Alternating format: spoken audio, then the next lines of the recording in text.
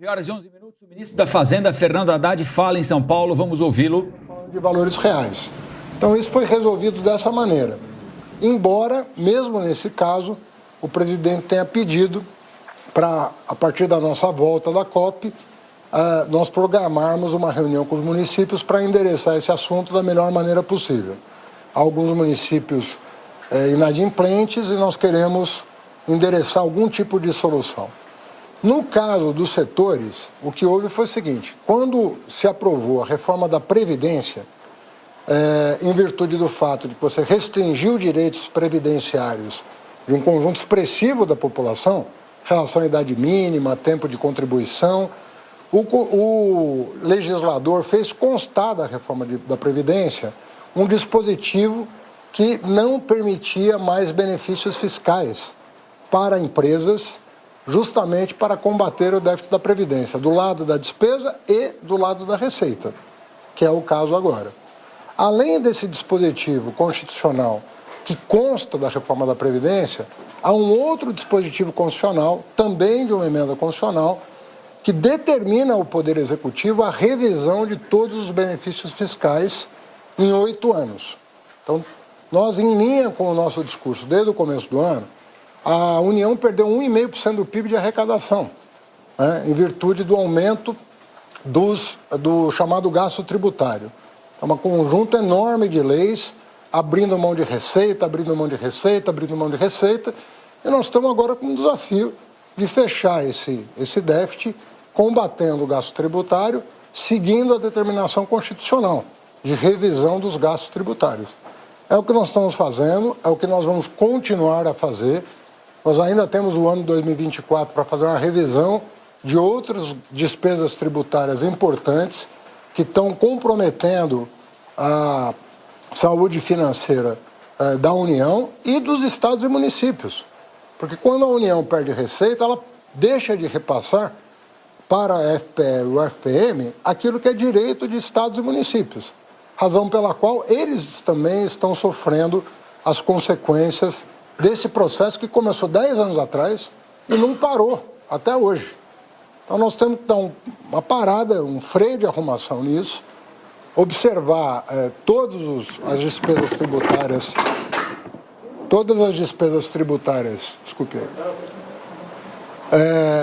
fazer essa revisão que está sendo feita, e também nesse caso dos setores, também na volta da COP, nós vamos apresentar para o presidente Lula um conjunto de medidas que podem ser tomadas no final do ano para também equacionar esse problema.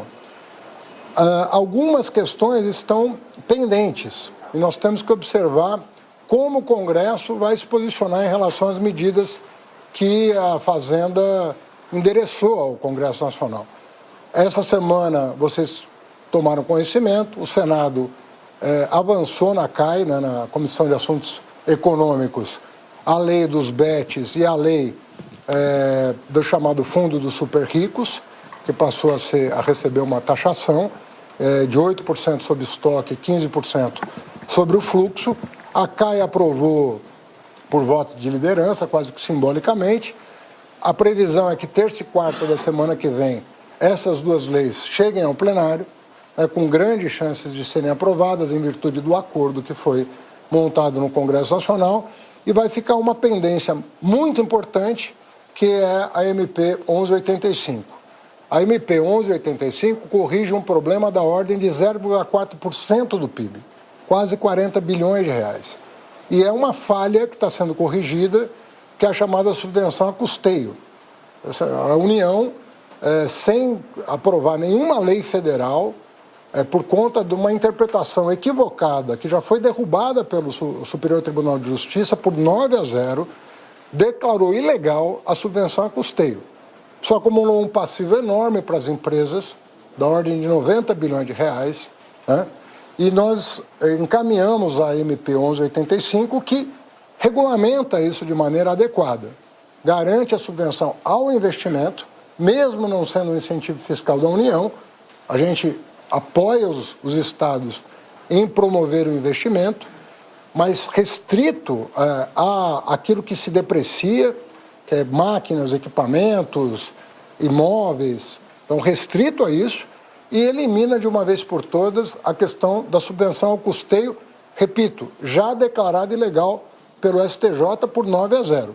Então, nós queremos regularizar o fluxo e vamos dar uma solução para o estoque da dívida do contribuinte frente à Fazenda Nacional, porque nós não queremos prejudicar as empresas. E nós sabemos que muitas delas foram levadas a erro por profissionais, muitas vezes em busca, né, de lucro fácil.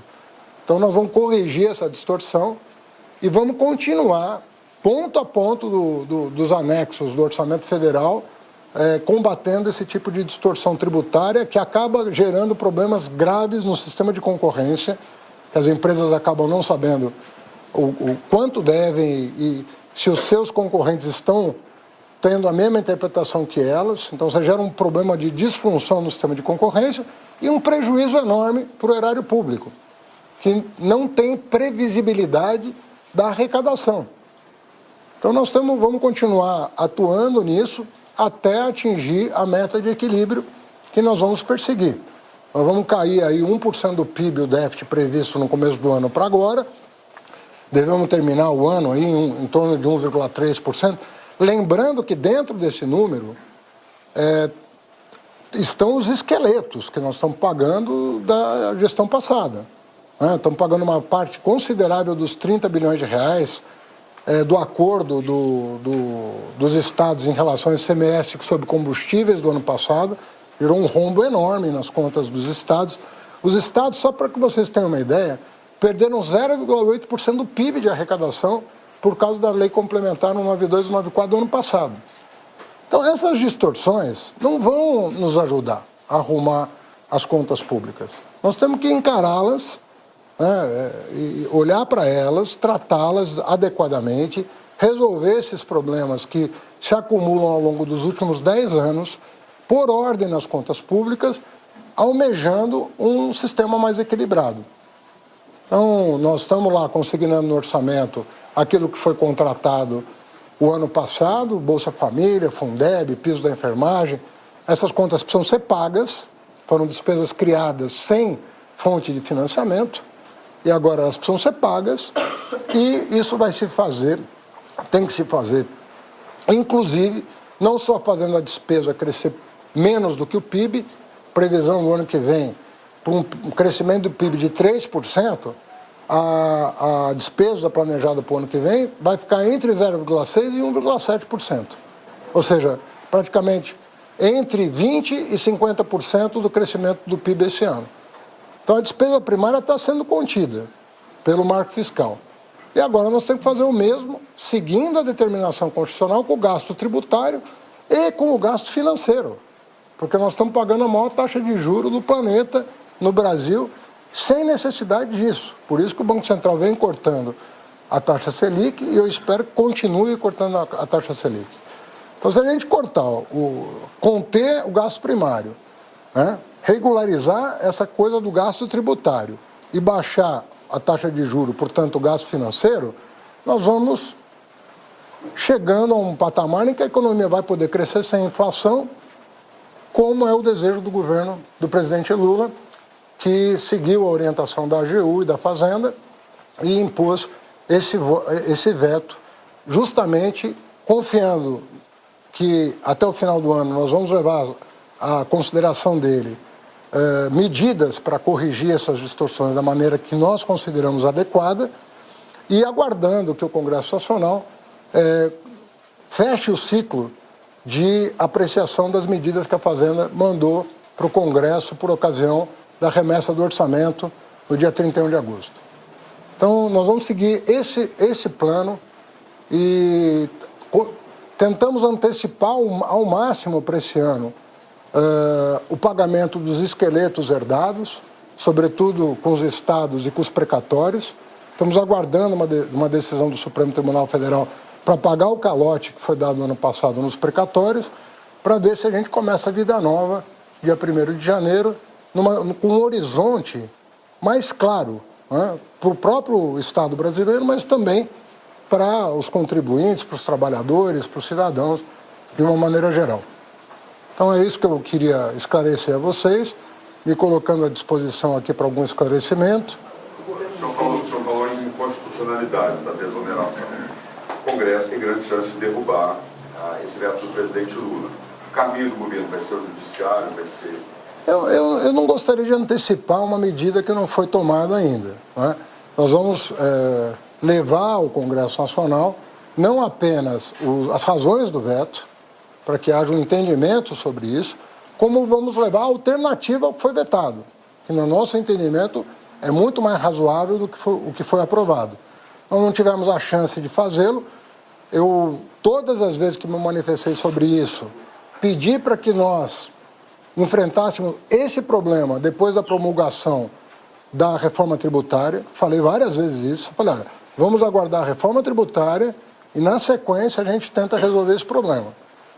Entendo que o Congresso tem autonomia para tomar suas medidas, mas considero que a medida que o presidente tomou é correta, do ponto de vista econômico, do ponto de vista jurídico, e na volta da COP, né, quando a reforma tributária, na minha opinião, já vai ter sido apreciada pela Câmara terminativamente, nós vamos poder levar ao Congresso Nacional uma solução que nos parece mais promissora.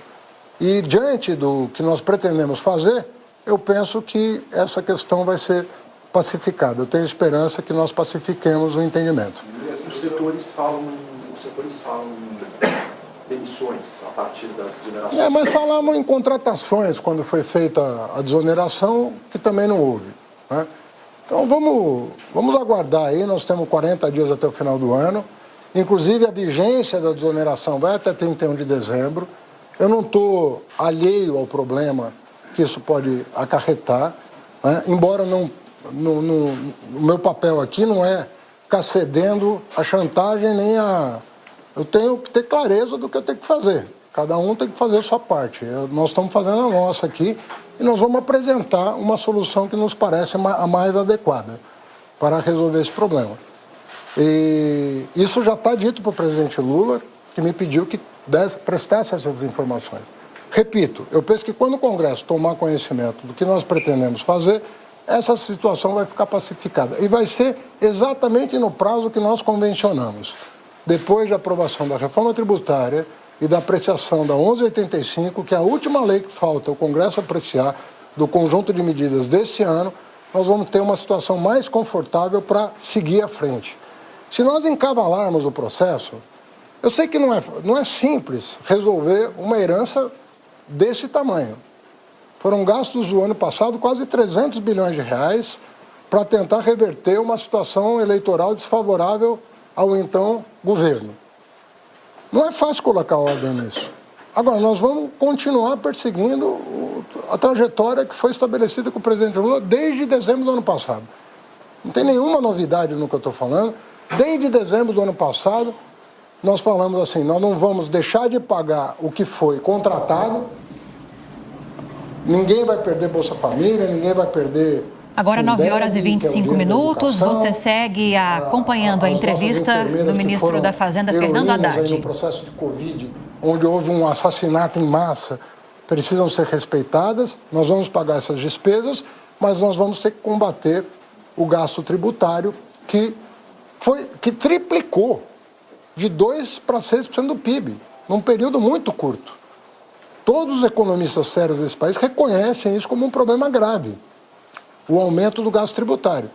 E nós vamos equacionar com a cautela devida. Então, por que eu digo na volta? Porque nós vamos aguardar o Congresso se manifestar sobre a reforma tributária em caráter terminativo e vamos aguardar o Congresso se manifestar sobre a 1185, que coloca um fim a outro jabuti lá de 2017, que ninguém enfrentou depois de 6 anos, que nós resolvemos enfrentar, porque ele está errado. Não faz sentido nenhum você subvencionar com um tributo federal custeio de uma empresa que está sendo favorecida por um determinado Estado.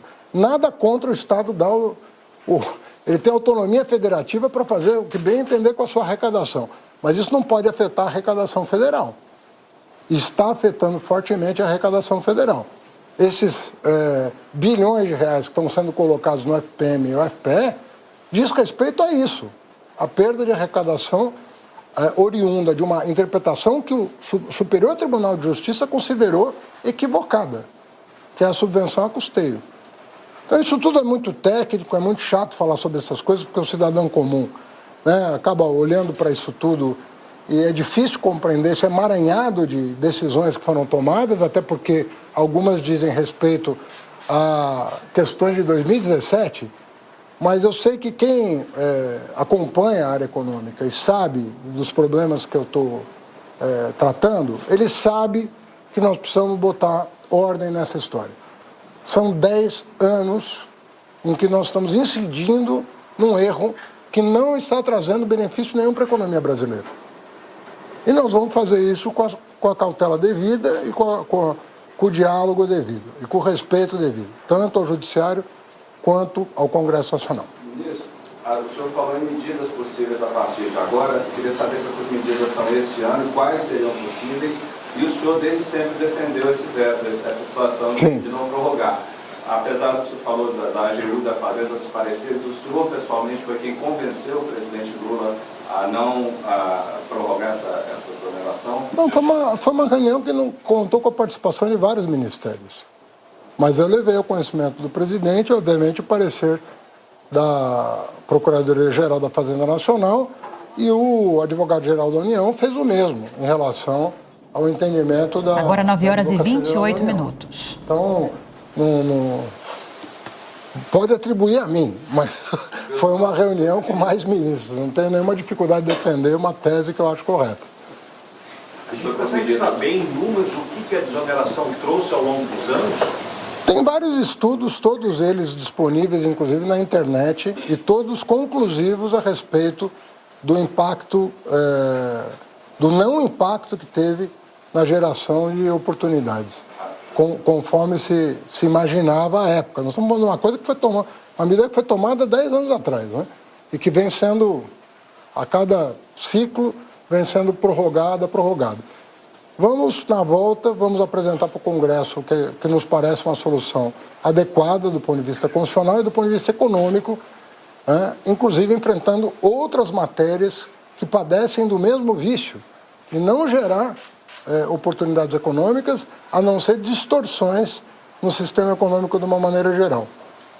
As medidas que o senhor falou que estão previstas aí diante dessa não prorrogação, quais seriam possíveis de adiantar? Eu não posso adiantar antes de apresentar para o presidente Lula, né? E eu tenho que fazer isso respeitando um certo cronograma, porque senão as pessoas não têm... Eu tenho que compreender que as pessoas têm um prazo para compreender, para digerir aquilo que está indo para o Congresso. Então, há um prazo para isso. As pessoas precisam ir digerindo o que está sendo. Você lembra quanto tempo nós discutimos CARF? Quanto tempo nós discutimos voto de qualidade no CARF? Meses para conseguir a vitória. Quanto tempo nós discutimos a taxação dos fundos offshore e fundos fechados dos bilionários? Meses discutindo isso, até chegar Se nós encabalarmos as discussões, você vai congestionar a pauta do Congresso e ele não vai ter o tempo necessário para se debruçar sobre as medidas. Vai ser ruim para o Congresso, vai ser ruim para a Fazenda. Porque nós podemos, uma ou outra, no outro caso, perder o argumento por causa do atropelo. E nós não queremos e não podemos perder nenhum argumento. Nós temos que ganhar todas. Todas, porque nós estamos defendendo teses corretas e o Brasil precisa desse encontro com as contas. Vamos fechar essas contas. Então nós vamos perseverar isso e se a gente mantiver o placar que nós estamos tendo até aqui, vai ser bom para todo mundo, porque vai baixar o juro, vai melhorar as condições de crescimento da economia. Agora, se nós tivermos uma derrota, não é a Fazenda que vai ser derrotada, é a economia que vai ser derrotada. Por isso que nós estamos tendo êxito, porque nós estamos dando o tempo necessário para o Congresso se debruçar sobre a matéria, entender, verificar a justiça da medida e poder avançar. Por isso que esse cronograma é tão importante, esse não atropelo é tão importante.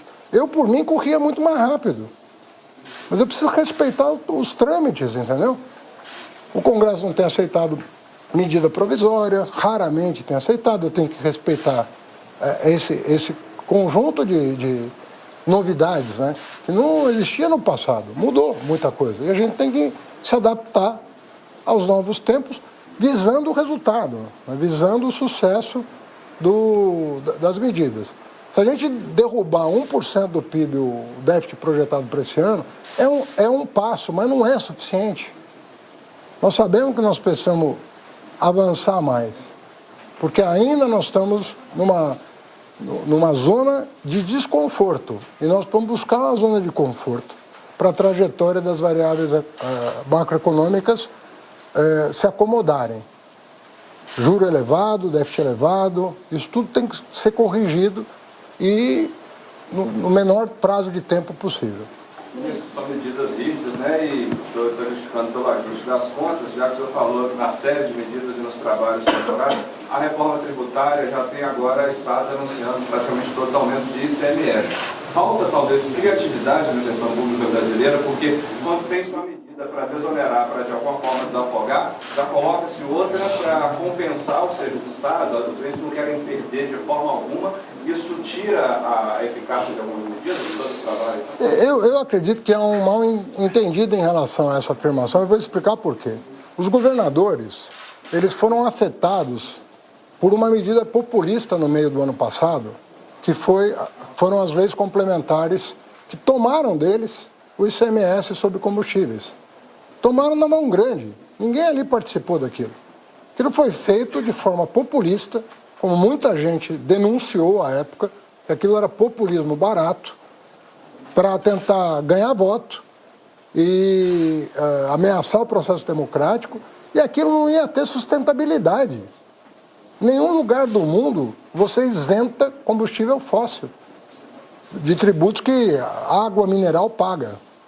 Isso foi feito durante o ano passado, e o que prejudicou os governadores foi isso.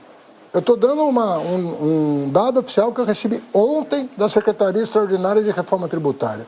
Os governos estaduais perderam 0,8% do PIB em arrecadação. Agora, o cara pode inventar que é por causa da reforma tributária, mas não é por causa da reforma tributária. É por causa da perda de arrecadação que ele teve no ano passado, que foi muito grande. E aí você desarruma as contas estaduais, os estados vêm bater na porta da União querendo compensação. Uma parte disso foi feito em março desse ano por nós, quando nós fizemos um acordo no Supremo Tribunal para reparar o dano que foi causado da ordem de 26,9 bilhões de reais que estão sendo pagos, mas não tem nada a ver com o apetite do governador. O governador está repondo, eu estou até defendendo, estão repondo o que perderam. A maioria perdeu muita arrecadação em virtude de populismo. Se não fomos na onda do populismo do ano passado, abrir um buraco de 300 bilhões nas contas, nós não vamos. Olha aí a crise dos precatórios. Imagina você tem que recorrer à justiça para pagar um calote. Nós estamos nessa situação hoje, dependendo do Supremo decidir, autorizar a União pagar um calote do governo anterior. É isso que está acontecendo. Mas nós estamos confiando. O Supremo não tem nos negado apoio para botar ordem nas contas, o Congresso não tem nos negado apoio, mas eu tenho que respeitar o tempo do Congresso para ir digerindo essas novidades que vão botar ordem no sistema tributário. Então só iria apontar o que seria o real culpado disso tudo, que não é a reforma tributária, o governo passado, né? Não, mas isso são dados oficiais. Eu não acho nada, eu só trabalho com dado oficial. Dado oficial é o seguinte: os estados perderam 0,8%, isso dá 80 bilhões de reais de prejuízo para os estados, as leis complementares do governo anterior. Isso é fato. 80 bilhões de reais de prejuízo em virtude do fato de que se fez populismo nas vésperas da eleição. O senhor acha que os impasses entre o STF e o Senado podem atrapalhar alguma votação importante para o Ministério da Fazenda? Não acredito nisso. Eu entendo o calor do momento, mas ali todo mundo tem responsabilidade, são homens públicos, sabem que o país precisa colocar ordem na sua... E as coisas vão ser retomadas. Um pouco de diálogo, um pouco de explicação, aperto de mão e a coisa segue. Não vamos nos deixar levar por um calor momentâneo. Eu não quero nem comentar aqui a decisão de A ou de B, mas o que eu penso é o seguinte, são pessoas responsáveis, pessoas com longa tradição na vida pública e que sabem que nós não podemos perder tempo. Então, a gente faz o salam aleikum ali e resolve o problema rápido para continuar avançando. O senhor falou em respeitar os trâmites e mais devagar. O senhor acredita que esse diálogo, essa correção, essas distorções vai levar a 2024 ou vai levar o mandato inteiro do governo Lula? Olha, ou vai ultrapassar esse mandato? Você sabe que em outros momentos da vida nacional, isso se resolvia de outra forma. Na ditadura era fácil. De 64 a 70, houve um aumento de 10% do PIB da carga tributária. 10% do PIB. Mas era uma ditadura. Não estamos vivendo, graças a Deus, uma ditadura. Na época do real, que não era uma ditadura, pelo contrário, estávamos em plena democracia, mas houve um aumento da carga tributária de 6% do PIB. 6% do PIB, de aumento de carga tributária, para estabilizar a moeda. Foi o preço que o país pagou para ter uma moeda estável. Pode criticar, pode elogiar, pode falar o que você quiser, mas nós não estamos nessa situação hoje. Nós estamos numa situação de correção de distorções tributárias para recompor uma base que foi erodida ao longo dos últimos anos. Então nós temos que recompor essa base. E, repito, o marco fiscal, ele bota um freio na despesa primária. A despesa primária, o PIB está crescendo 3 esse ano. Todo mundo já convergiu para o número 3. Era 0,8 no começo do ano. Vamos fechar em 3. A despesa primária vai crescer entre 0,6 e 1,7. Então vai crescer metade do que cresceu o PIB. Isso significa que a regra do marco fiscal vai funcionar para fazer que, como proporção do PIB, a despesa primária caia, como proporção do PIB. Se a gente corrigir as distorções do sistema tributário com a reforma e com essas medidas, nós vamos colocando ordem. Dava para fazer mais rápido? Dá para fazer em um ano. Não tenho dúvida disso. Mas não depende do ministro da Fazenda. Eu dependo do Congresso, eu dependo do Supremo, eu dependo do STJ. Nós dependemos de muitas... Agora, nós estamos fazendo isso da maneira mais didática e respeitosa possível. E temos, até aqui, tido sucesso. Até aqui. Então, vamos aguardar o Congresso dar a palavra final sobre a 1185. Estamos falando de 0,4% do PIB de fraude. De fraude. Porque a subvenção custeia é ilegal. Vamos botar ordem nisso, dar clareza sobre o que pode e o que não pode, sem criminalizar o contribuinte que foi levado a essa conduta, e vamos resolver o passado em relação à decisão do STJ. E aprovar a 1185, aprovar a reforma tributária. Aí nós vamos ter calma para remeter para o Congresso outras medidas necessárias para buscar o mesmo objetivo, que é o equilíbrio das contas. Tá bem? O senhor considera essa uma medida de austeridade ou mais uma medida corretiva, de organização de casa, e se isso pode melhorar o olhar externo pelo Brasil para médio e longo prazo para investimento? Olha, os indicadores são de que a confiança dos investidores no Brasil aumenta. O marco fiscal foi muito celebrado fora do Brasil, até mais do que no Brasil, pelo fato de que ele tem uma aritmética que contém o ímpeto de criar despesas sem fonte de financiamento. Isso vai ficar cada vez mais difícil no Brasil. Agora nós estamos criando uma outra barreira, que é criar subsídios e desonerações também sem atenção à questão orçamentária. Essa medida que foi tomada não tem um cálculo do impacto orçamentário dela. Essa medida que foi vetada são mais de 25 bilhões de renúncia fiscal, se ela fosse sancionada. 25 bilhões é metade do Fundo de Desenvolvimento Regional, 100% capitalizado.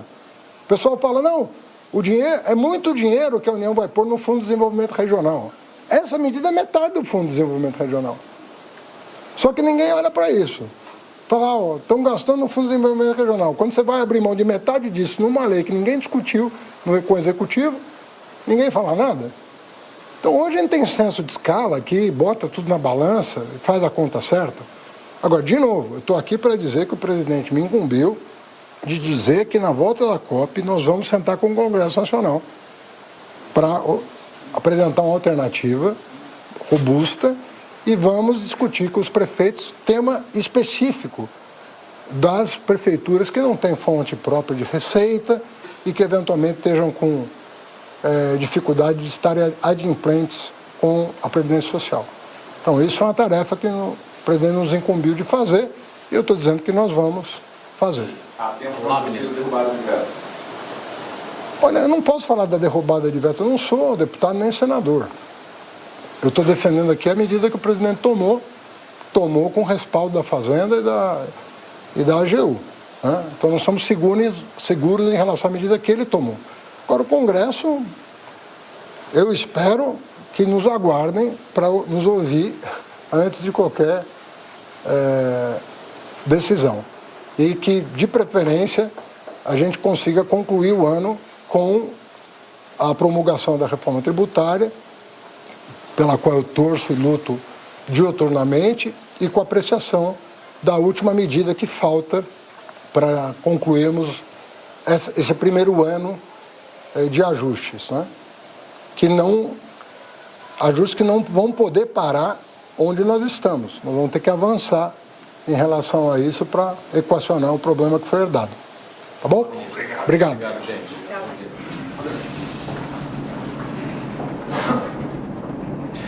9h43, nós acompanhamos um longo pronunciamento, seguido de uma entrevista coletiva do ministro da Fazenda, Fernando Haddad. O Alan Gani já está por aqui para nos ajudar a entender o que está acontecendo. O ministro justificou o veto do presidente Lula a não revalidação dos descontos de folha de pagamento para 17 setores da economia, dizendo que é um dispositivo na reforma da Previdência que tornaria essa decisão inconstitucional e, além disso, diz que há uma obrigatoriedade também na Constituição para que em 8 anos sejam reavaliados todos os benefícios fiscais concedidos ao longo de inúmeros mandatos a diversos setores da economia. Ele disse que está sensível às demandas desses 17 setores da economia, embora tenha dito também que não vai ceder a nenhuma espécie de chantagem, mas disse que está sensível e que ele fez uma vinculação interessante ali, não é? A gente já pode chamar o Gani... vou até lá? Então tá, eu vou até lá. Porque eu acho importante, não é, Gani, que a gente... é muita coisa para falar, né? O ministro falou por mais ou menos meia hora, bom dia antes de mais nada, mas ele faz um vínculo entre a votação de demandas apresentadas pelo Ministério da Fazenda para arrecadar na Câmara dos Deputados e, na volta da COP, a apresentação de medidas para amenizar a volta das alíquotas anteriores na folha de pagamento. Então, ele diz o seguinte, nós estamos aguardando a Câmara dos Deputados e o Senado votarem as demandas que estão lá, ele cita as BETs, cita outros projetos que têm o intuito de arrecadar dinheiro para a União, que estão na Câmara, e diz o seguinte, nós vamos voltar, não posso renovar porque é inconstitucional, porque a reforma da Previdência pede, porque eu tenho de rever benefício fiscal em 8 anos, mas eu não tô de ouvidos fechados para reclamação desse setor. Eu vou apresentar alternativas para eles até o final do ano, ou seja, ele vai vinculando, de maneira inteligente, do ponto de vista dele, ele está vinculando uma coisa a outra, né? Falou o seguinte, esse benefício não fiscal não serviu, ele sai daqui, mas eu vou atender esse setor, como eu vou dizer mais para frente. Estou esperando a Câmara me atender também, trazer para cá toda a grana que eu quero arrecadar. O que é que você achou da justificativa do ministro da Fazenda? Bom dia, Colombo. Bom dia a toda a nossa audiência. Sem sombra de dúvidas, ele está buscando alguma solução fiscal. O governo optou por essa solução fiscal do lado da arrecadação. Quando ele diz que o assunto é muito técnico, muito complexo, eu concordo com ele. Vamos tentar traduzir o que está acontecendo. Muito bem, existe um benefício fiscal para as empresas no âmbito estadual. Essas empresas acabam pagando menos impostos para os estados, por exemplo, o ICMS. Só que ela usa esse benefício fiscal e ela consegue abater a base tributária do imposto federal. Então, ela paga lá imposto de renda e contribuição social sobre o lucro líquido. O Estado dá um desconto e a União que paga. A União que paga. Então, por exemplo, se a base seja de 100 milhões de reais, com o benefício tributário gerado pelos estados, cai para 90%. Então, se uma alíquota de 34% em 100 milhões, agora é 34% em 90 milhões. Portanto, o governo acaba arrecadando menos. O ministro Fernando Haddad falou, olha, eu entendo que pode usar esse benefício fiscal, mas desde que seja apenas para os investimentos. O que é investimento? A compra de uma máquina, de um equipamento, e não para custeio. O que é custeio? Folha de pagamento. Então, quando você contrata a gente, paga o salário, isso você não pode usar esse benefício fiscal. De qualquer modo, Colombo, o grande desafio agora é que isso vai aumentar a despesa tributária por parte das empresas. Então, aumenta a arrecadação do governo, mas na prática... Mas ele está prometendo... aí que está o ponto. Como é que vai se dar essa compensação? Porque, de alguma maneira, se você também compensar a empresa, de onde que vai sair esse dinheiro? Se você compensar a empresa por meio de subsídios, por exemplo, significa que o governo, na prática, vai estar gastando, só está tirando de um lado e colocando no outro. Então, esse vai ser o grande desafio. A gente sabe que a empresa ela vai reagir. Numa análise econômica, numa análise estática, e muitos economistas caem nesse vício de fazer apenas análise estática, passou a lei do jeito que está, o governo vai arrecadar mais e a vida da empresa vai continuar a mesma. O que é uma análise dinâmica? Peraí, o governo vai arrecadar mais, só que a empresa vai reagir. E qual que é a reação da empresa? Bom, se a empresa está tendo maior despesa tributária ou está tendo um passivo tributário, que a gente não sabe se ela vai ter que pagar o passado também, né? No Brasil até o passado é incerto, a empresa reage. Como é que ela vai reagir? Bom, se o custo dela está subindo, ela pode diminuir a mão de obra dela, ela pode repassar no preço. Mas aí a gente não entra no que ele chamou de chantagem? Não é bem chantagem, é o que a gente chama de uma reação racional. Porque ele falou que não há nenhum estudo que diga que essa desoneração da folha ajudou o setor. Não, então, mas é uma reação racional da empresa. A empresa ela tem lá uma margem de lucro, uma viabilidade econômica para ela sobreviver enquanto empresa. Então, se eu começo a onerar também muito a empresa, a empresa vai reagir. Eu concordo que tem que ter uma equidade tributária, Colombo. Quer dizer, tem setores que acabam pagando mais impostos e setores que pagam menos impostos. Isso não está correto. A regra tem que ser igual para todo mundo. Mas eu estou fazendo aqui não uma análise normativa do que é certo e do que é errado, mas uma análise positiva, de causa e consequência. Se esses 17 setores eu acabar, na prática, aumentando a carga tributária desses 17 setores, eles vão reagir de alguma maneira. No que eu entendo, a reação ela vai ser via ou preço mais caro dos produtos ou diminuição dos investimentos ou da mão de obra da empresa. Por isso que o ministro Fernando Haddad, ele usa dessa retórica de chantagem, já prevendo essa reação, mas ele também já fala numa compensação, porque ele já sabe que vai ter algum tipo de reação por parte das empresas e é claro que ele não quer essa reação porque politicamente seria muito ruim para o governo.